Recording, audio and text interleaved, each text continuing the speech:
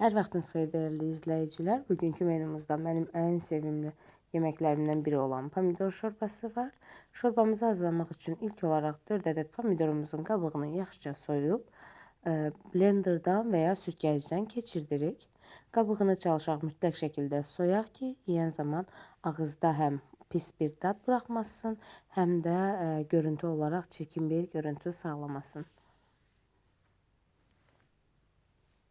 Pomidorlarımız gördüğünüz şekilde hazırdır. Daha sonra ise biz kazanımıza 1 yemək qaşığı kərə yağı, 3 yemək qaşığı bitki yağı əlavə edib, kərə yağı əriyənə qədər qarışdırıb, üzərinə 1 yemək qaşığı un əlavə edib, rəngi qızılı olana qədər qovurduq.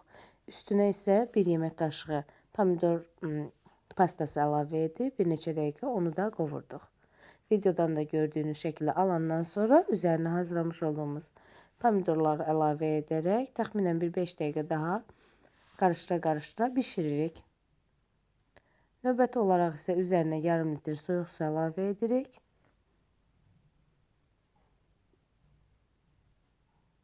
Ağız tadımıza uyğun olaraq duz, istiot əlavə edirik. İstiotu mümkünsə qırmızı istiot tercih etməyinizi məsləhət bilərdim. Qırmızı istiot həm sağlamlıq baxımından, həm dad baxımından daha xoş olur.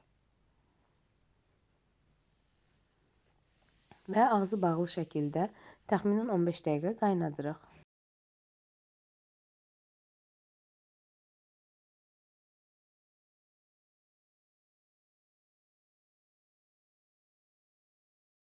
Şorbamız artıq əməllicə qatılaşıb.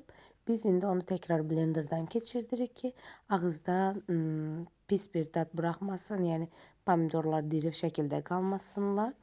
Sonra təkrar 15 dəqiqə bişiririk. Şorbamız tam şəkildə qatılaşdı. İndi isə üzərinə 150 ml soyuq su əlavə edib yaxşıca qarışdırdıq ki, çürüməsin. Və beləliklə şorbamız artıq hazırdır. Üzərinə mozzarella pendiri və suxari əlavə edirik. Ağız dadınıza uyğun olaraq pul biber də istifadə edə bilərsiniz. Hazırlayan hər kəsə indidən nuş olsun.